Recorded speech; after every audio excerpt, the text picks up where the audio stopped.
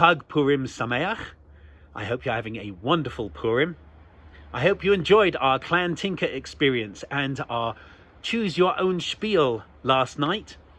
It was a lot of fun for us to put together, and it was a lot of fun, particularly, I think, the teddy bear attack right near the end, which I think it's fair to say that nobody was expecting. And that, actually, is the essence of Purim, which is to take expectations and to subvert them. For example, when we think of a book of the Bible, we expect God to be mentioned in that book of the Bible. But Megillat Esther, the story of Esther, subverts that expectation and doesn't have any reference to God in at all. This subversion of expectations runs throughout the narrative, in fact. At the very beginning, King Ahasuerus turns to Vashti and he expects her to perform in front of his colleagues, his drunken fools. And she subverts his expectation and says, "I don't care that you're king. I'm not doing that." And he's so shocked he doesn't know how to respond, so he ends up banishing her. And this subversion of expectations continues all the way through the narrative, all the way through the story of Esther.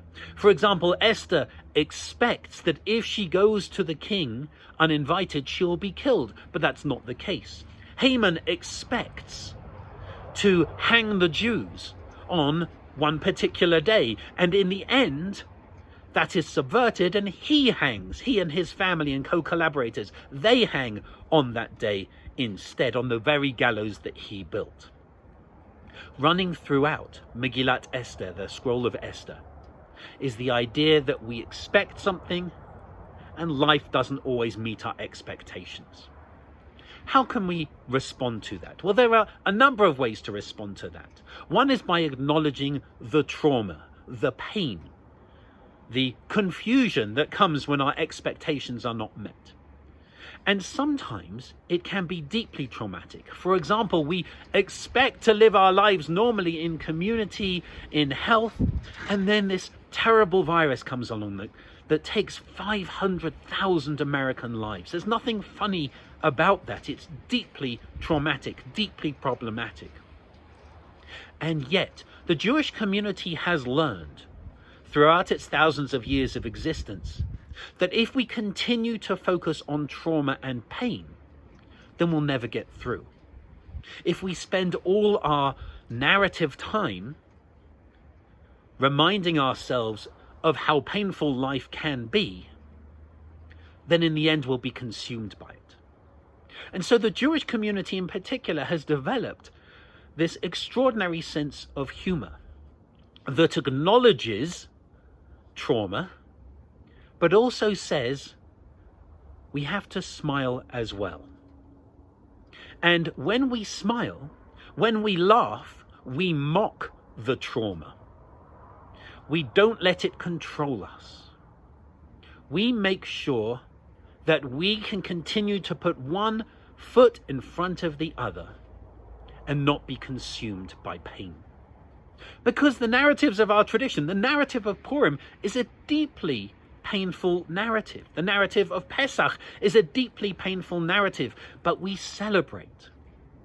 And maybe that's an important lesson for today. That even when there are moments of real trauma, even when there are moments of real pain, we can subvert that narrative and also either find humor or celebrate. Not celebrate the trauma, of course, but celebrate the fact that we came through that trauma. Laugh at the ridiculousness of how we survived. So this week, perhaps, this Shabbat, perhaps we can spend some time reflecting on what is our expectation of life and what happens when life doesn't go as planned.